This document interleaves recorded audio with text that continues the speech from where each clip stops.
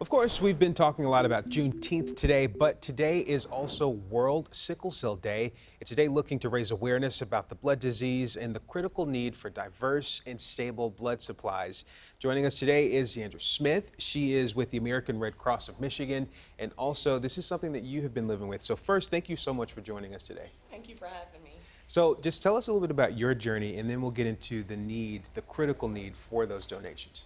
So I was diagnosed with a sickle cell disease, SC disease, at the age of 2. So I've been living with it all of my life. I've had almost a roller coaster ride. I have more good days than bad days, but it has been a struggle.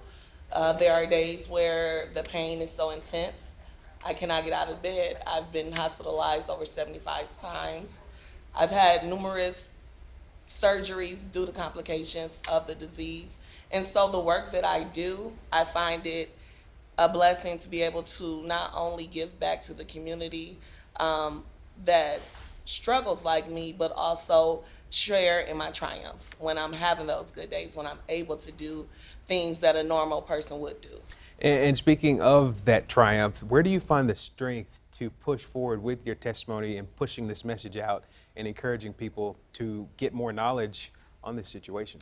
Community is big. You always have to have a sense of community. You always need to have just a strong support system. And I find that in my family, and I find that in my community at the Red Cross, my sorority sisters.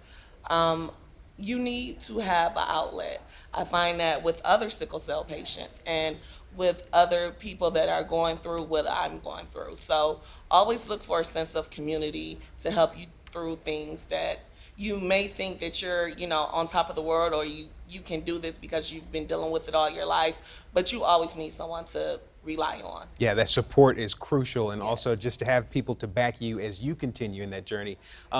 Speaking in terms of community, let's speak about the need for diversity with those donations, because this is something that affects us a lot more. Yes. So sickle cell disease is the most prevalent inherited blood disorder in the United States, and it primarily affects African Americans. What a lot of people don't know is 1 in 3 African American is a match for a person living with sickle cell. So if you go to donate blood, you're more likely to be a match with someone living with sickle cell. You can ease their suffering, help them with a better quality of life.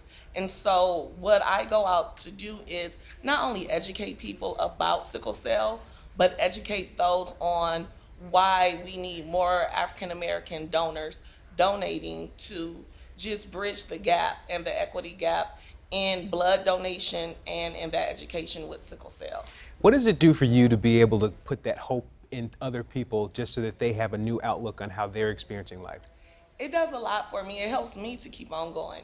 And it also takes some of the pressure off, because if you're already dealing with a disease and you go to the hospital, you don't want to think about, is there blood available on the shelf to help with your quality of life, to help ease your suffering. You want to go in and be comfortable knowing that you're going to get the best medical outcome possible. And so we can only do that by having donors. We can only do that when donors come and roll up their sleeves and just take an hour out of their time to donate blood. You're really not only, I say a lot, help with the quality of life, but taking one stressor off of a patient living with sickle cell. Okay, so the American Red Cross obviously pushing these donations. Yes. What do you want people to know? I want you to know, and everyone out there to know, that it only takes about an hour of your time to really impact a person living with sickle cell. Not only that, you're helping ease suffering. You're helping someone with a better quality of life. These donations do not take a lot of your time, and it's a place where you can come and get information, and you can find that sense of community by donating. And if you can't donate, volunteer. Yeah, and if someone is able to give back in that way, they can feel even more fulfilled too, Yes. right? Yes, exactly. All right, DeAndra, thank you so much for your time. We appreciate you being here with us.